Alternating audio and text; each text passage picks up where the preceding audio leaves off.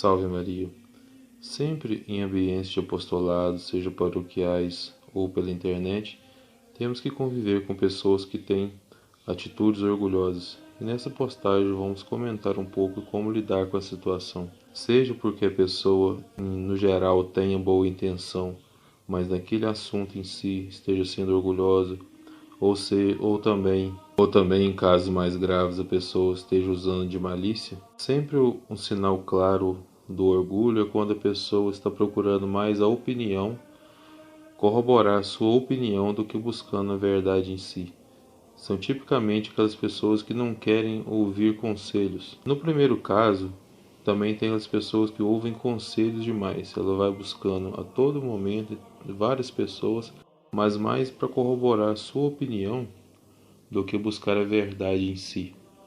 E tem aqueles casos que as pessoas, num grau maior, elas já encontraram alguma pessoa, corrobora com aquela opinião dela e ela se agarra àquela opinião daquela pessoa e aquela pessoa em si, ou aquelas, ou um grupo, como se fosse uma espécie de guru.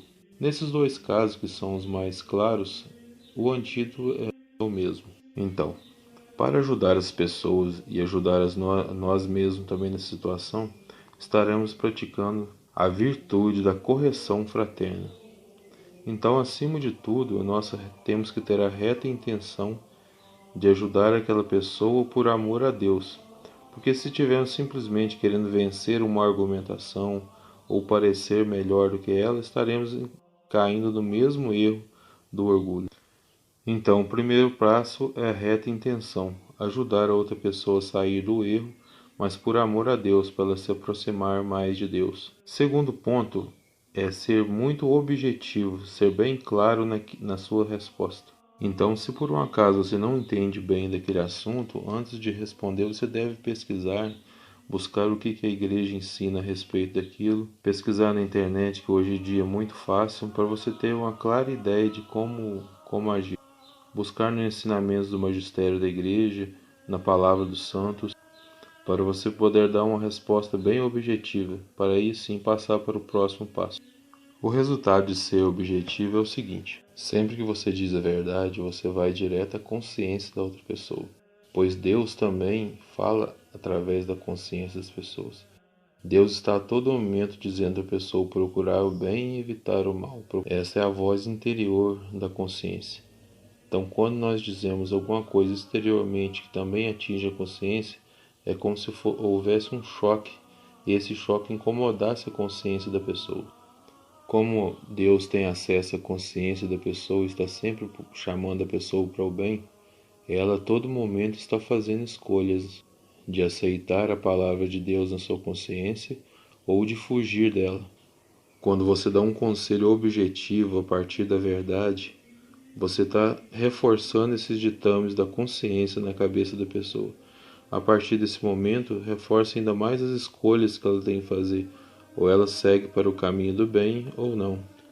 Depois que você agiu com caridade e foi objetivo, é hora de parar de falar um pouco a respeito desse assunto com a outra pessoa. É hora dela remoer essa questão na consciência. Como é uma verdade que Deus já dizia na sua consciência e você também auxiliou ao dizer algo objetivo, isso vai ficar ainda mais reforçado na sua mente. A partir daí, você fez a sua parte, que é dizer a verdade a outra pessoa de forma caridosa. Agora ela vai usar o livre-arbítrio e tomar a sua decisão. Mas é muito importante nesse momento não ficar passando mais argumentos, conversando demais sobre o assunto. Uma das características do orgulhoso também é gostar de discussões, gostar de discutir aquele assunto, mas não para encontrar a verdade em si, mas porque ele gosta da sensação de estar com razão. Então, se você fala uma coisa e ele responde, você fala outra, você entra num ciclo vicioso que vai dar mais razão ao orgulhoso. Ele, mesmo que na consciência dele ele esteja vendo que está errado, ele vai gostar da discussão pela sensação de achar que está correto, pela sensação de poder. Esse é a principal característica do orgulho, a sensação de poder. Por isso, o pecado por excelência do demônio é o orgulho. Ele nunca pensou que seria outro Deus ou como Deus, mas ele gostou da sensação de poder parecer ser Deus. Também esta é a explicação porque tantos corruptos ou outros roubam milhões, né? Eles nunca o gastarão esse dinheiro, mas gostam da sensação do poder que esse dinheiro pode dar, ou pode parecer dar. Outra questão, pelo motivo que você deve parar de falar o assunto um pouco com outra pessoa, é que quando você está numa discussão, principalmente com uma pessoa orgulhosa, ela acha que você vai rebater na mesma moeda ou com alguma coisa mais forte ainda. E quando você age com caridade, você desarma a outra pessoa. Ela acha que você vai dar uma pancada, mas você responde com caridade. Isso tende a fazer que a outra pessoa deixe ver você como um inimigo, passe a te ver como uma pessoa que realmente quer ajudá-la. Um exemplo muito claro disso é quando o Papa São João Paulo II sofreu o atentado e depois recebeu e perdoou o seu atirador. Aquilo só não desarmou como o atirador, como também todos os inimigos da igreja.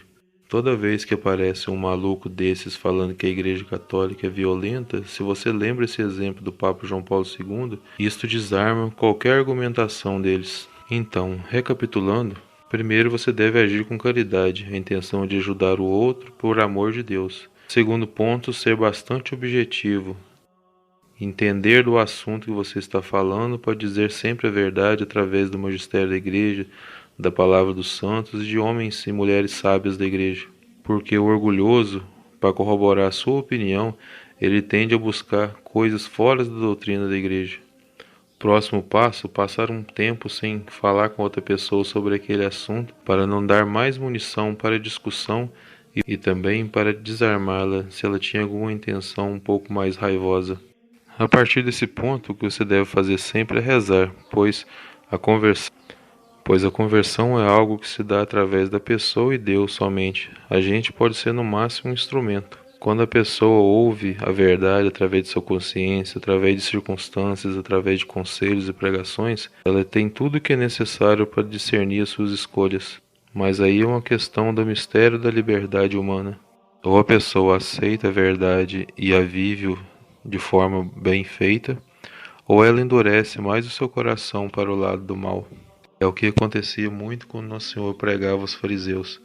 Muitos deles se convertiam, mas também muitos deles endureciam mais o seu coração e queriam mais ainda a sua morte. Do mesmo modo que a conversão da outra pessoa é uma questão entre ela e Deus, a nossa também. Então devemos estar atentos também para não cair nesses mesmos erros no nosso apostolado. E também, caso a outra pessoa não ouça os conselhos, também não ficar nos culpando. É triste ver um irmão andando por caminhos tortos, mas depois que você fez tudo o que tinha que fazer, a gente tem que entender que não é uma culpa nossa. E também, como disse antes, sempre rezar a Deus pedindo discernimento do que fazer, porque há situações também diferentes. Como, por exemplo, um líder tem que ser mais incisivo, avaliar se a atitude daquela pessoa não está atrapalhando o grupo por completo. E também, às vezes, a pessoa, dependendo da situação que ela está no grupo, às vezes tem que entrar em discussões. Então, além desses pontos, acima de tudo, a gente tem que pedir a Deus o discernimento do que fazer. Mas, basicamente, o que eu queria comentar é isso.